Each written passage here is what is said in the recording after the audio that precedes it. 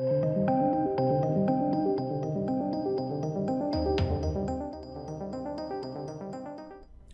ladies and gents, Wonder Woman 1984 is now the lowest rated DCEU movie. Is it the DCEU? Don't even know if it is that anymore. But yeah, it's the lowest rated movie ever. That's not from me. In general, like, I actually didn't think it was... Like, it's lower rated than Birds of Prey. I'm really surprised to see that, to be fair. Like, it's not great. I don't think it's as bad as Birds of Prey, but hey, let's dive into it. Let's take a look at this article, and let's just take a look at the ins and outs. The demographics are actually really, really interesting as well, because there'll be a lot of people... The thing is, when this always happens, there's a lot of people that are like, well, it's just misogyny then, isn't it? And interestingly enough, there's a lot of women that downvoted this as well. But it also seemingly shows that a lot of women aren't going out and supporting it with the reviews either. Or if they are, they still don't like it. It's very odd.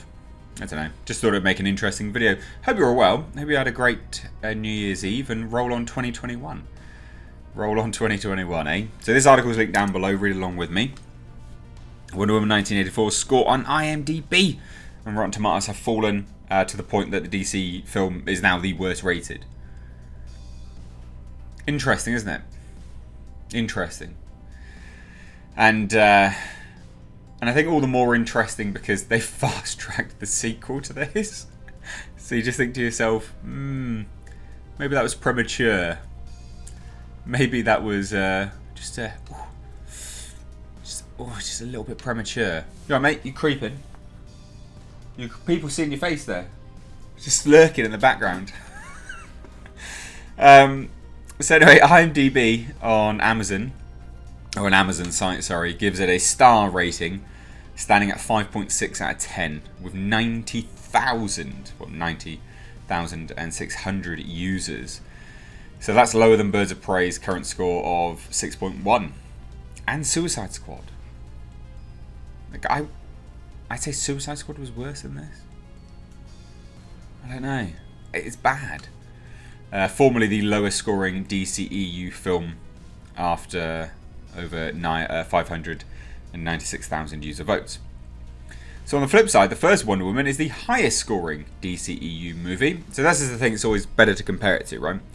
Is that it's all well and good looking at one website, but let's look at one website and compare both movies. So the original film, Wonder Woman, which I liked, I thought it was pretty decent, for what it was, is the highest scoring DCEU movie among fans, and that was at 7.4, and Shazam! A Man of Steel tie for second, right behind it, with a score of 7. So for it to be so low at 5.6, that's, you clearly did something wrong. And I said this in my review, I said that it's tonally, it's all over the place. If you watch them back to back, you probably snap your neck from the whiplash. It's just insane. And most people feel the same, it seems. So most users, approximately 39,000 people, who rated Wonder Woman 1984, gave it 5, 6 or 7 stars, and the score is on par with Green Lantern's 5.5 stars. That is worse by a small margin, but while a DC movie, Green Lantern is not considered an extended universe film. And now, this is what I find interesting. So, all demographics. So you look at the men, and you look at females, right? So, males, 51,000. And then females, there was 7,000. Now, all is obviously, you know, all ages, 93,000. With the 897. But there's just not that many women going out and voting for it either. Which is surprising, really. And I just think that goes to show that they're not really that engaged in it. Because it's always surprising when... Well, it's not surprising. But when these movies come out, it's always, oh, misogyny did it, or misogyny did this. And that, all right, that's fine. But when you look at Birds of Prey, for instance, it was predominantly men that went to watch it. So if you're making a film and even your target audience doesn't go out to actually watch it, you know that you've messed up. And maybe it's the same thing here. Maybe, just maybe, it's the same.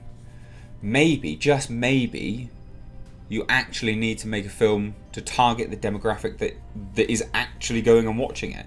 Because evidently, and this is pretty indisputable right now, DC hasn't been doing that. Right? Yeah, they did it with Shazam. Like, Shazam was decent in terms of its reviewing scores and things like that. Man of Steel as well. Yeah, decent. People liked it. Wonder Woman, people liked that as well. So why did you think that changing it so much and so drastically, and it was a pretty drastic change, would be a success? Very odd way of thinking. Just from a business perspective, it's really, really odd. So Wonder Woman 1984's score on Rotten Tomatoes among critics is a little better, but not by much, with 350 reviews counted. Rotten Tomatoes gives the score of 61%. And the audience score is pretty good on there, to be fair. But I don't know how they did this, because on Rotten Tomatoes it's all crooked now. You have to have like a verified purchase or something like that through Fandango to say that you've actually seen it. So I don't ever really trust the audience scores so much now on Rotten Tomatoes, because they've really made it hard just for normal people to go and review it. So 73%. Yeah, I mean, it's still not great though, is it? Now, it previously stood at 62% a day or two ago, and has been dropping quickly since. So the same is true for IMDb score, as people keep giving it negative reviews. And the thing is, it's not getting as much hate. So, because a lot of people will probably say, well, it's because YouTubers are reviewing it and they're hating on it. It's not actually seen. Captain Marvel saw a lot of hate, right? A lot of hate, and you could probably attribute a lot of the negative reviews to, I guess, a culture of negativity that was around it, and it was not that good. But this, I don't think you can attribute to that. I do genuinely think like it's just average Joe didn't really like it. That's what it seems like to me, anyway. So after advanced reviews, Wonder Woman 1984's Rotten Tomatoes score was much higher at 89%, and that plummeted upon the HBO Max release, and the site had to revoke an initial fresh certification once the percentage fell below 75. Now, not only is the critic score plummeting, but the audience score is in the basement as well, while the verified score is at 73%. When you look at their all score, so this is the sort of the wider populace with none of the verified nonsense, it's at 43%. With an average rating of 2.82 stars out of 5. And that's the thing, and that's only 15,000 people that have gone there, because people are abandoning that website. But the thing is like, why would you even keep, like, Rotten Tomatoes is going to be screwed now, because theatres aren't really open, so how are you going to do proper reviews now with the verified scores? They actually kind of shot themselves in the foot there, which is super dumb. But yeah, it's not good at all, is it, really? So viewers took issue with the sequel's tone, which I did, amongst other flaws that departed from the 2017 predecessor. Again, you know, it's more light-hearted. It looked as if Zack Snyder had no input on creative direction, even though he was listed as producer. Yeah. But then it starts to make sense now, when you know it's Jeff Johns that helped write it. You know, he worked on the story and the script, and obviously they take most of the blame, Patty Jenkins and Jeff Johns, as a duo. They had reshoots after bad test screenings. All the leaks came out. They were completely true as well. Like, I did videos on it and was like, this sounds like crap, because it was that Wishing Stone nonsense. So there you go. It's, yeah, you can defend it all you like, but it just seems that they just have a knack for not making films for their target demographic, it seems. It's strange. Like, I genuinely don't think it deserves to be the lowest rated. Like, Birds of Prey was pretty bad. On technical level, there was some good stuff in that.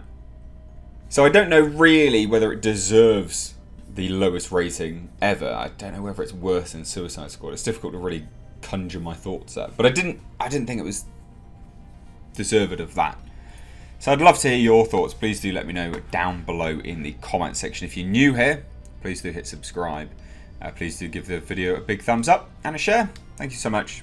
Take care.